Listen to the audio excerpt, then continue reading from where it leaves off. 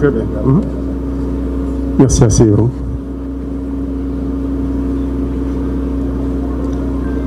Messieurs les conseillers présidents, Monsieur le Premier ministre, Monsieur le ministre de la Justice et de la Sécurité publique, Monsieur le protecteur du citoyen, Monsieur le doyen du tribunal civil de première instance, Monsieur le commissaire du gouvernement près le tribunal de première instance, Monsieur le bâtonnier, Monsieur le directeur de l'ULCC, Monsieur le représentant du Haut Commissariat des Nations Unies aux droits de l'homme, Mesdames, Messieurs les magistrats, Mesdames, Messieurs les avocats et avocates, Mesdames, Messieurs, chers invités, les 5 années déjà écoulées de cette décennie ont marqué une nouvelle page de notre histoire de peuple à travers une crise sociopolitique et sécuritaire affectant toutes les institutions judiciaires.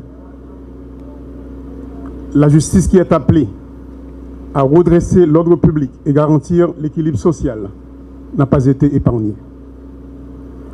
En tant que président du Conseil présidentiel de transition, j'ai l'avantage de m'adresser à vous ce matin, les professionnels du droit et de la justice, en saluant votre résilience, pour vous dire que la sauvegarde et le renforcement des institutions judiciaires fait partie des priorités dans l'agenda du Conseil présidentiel de transition. À cet effet, nous apportons notre soutien à tous les projets que le ministère de la Justice est en train de mettre en œuvre. Nous saluons l'initiative de la création des pôles judiciaires spécialisés afin de mieux garantir la protection judiciaire des individus contre la criminalité transnationale, parce qu'en fait, c'est de quoi il s'agit aujourd'hui. Et les violences sexuelles qui fragilisent les fondements de notre société. Ces mécanismes de protection des droits des individus répondent effectivement, efficacement, à un engagement international de l'État auquel nous ne pouvons nous acquitter qu'à travers des mesures législatives et administratives. Les transitions ont toujours défini un rôle particulier à la justice.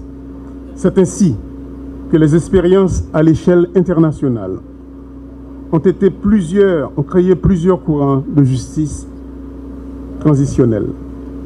En Haïti, cette transition qui doit nous conduire à la réforme constitutionnelle et à l'organisation des élections ne pourra pas réussir sans la contribution de la justice afin d'assurer la protection des droits et libertés de chaque Haïtien et chaque Haïtienne. Ainsi, bien sûr, que les garanties contre l'impunité.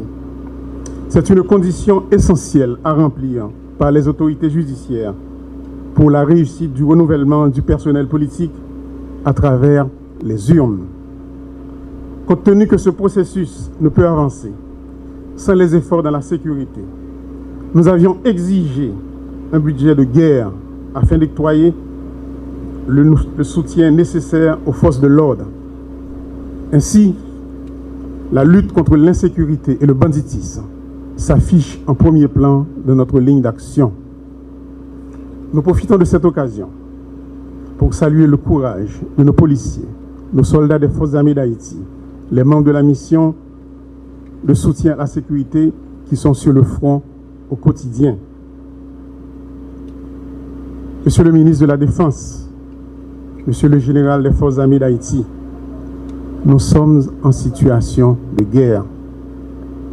En fait, nous sommes ici, là, dans ce bâtiment, parce que nous sommes en guerre.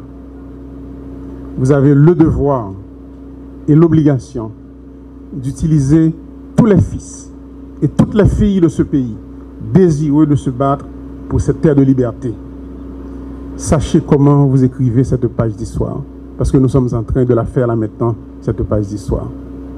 Et c'est pour ça qu'on a parlé avec le peuple haïtien. Nous disons, au niveau du Conseil présidentiel de transition, ensemble avec le gouvernement républicain, nous mettons en place une commission pour accélérer toute question de passation de marché qui prend un peu de temps à cause de procédures qui faites selon les lois et la constitution haïtienne. Nous mettons commission ça en place, c'est justement parce que nous sommes dans une situation spéciale.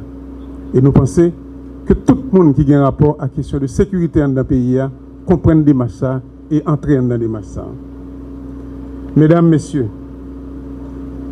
la relocalisation du tribunal de premier instant de Port-au-Prince afin d'assurer la continuité de la justice en tant que service public nous rappelle que la balance et la femme,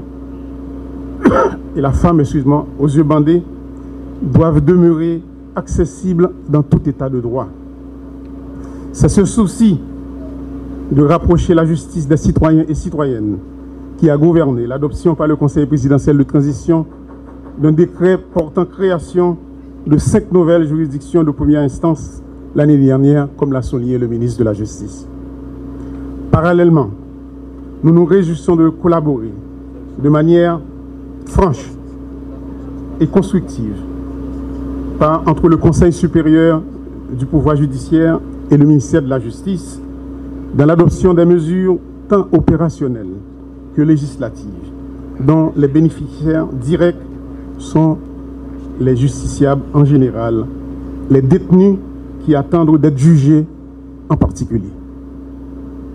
Je ne saurais terminer mon propos sans souligner le rôle des avocats et avocates, ainsi que celui des barreaux dans la distribution de la justice.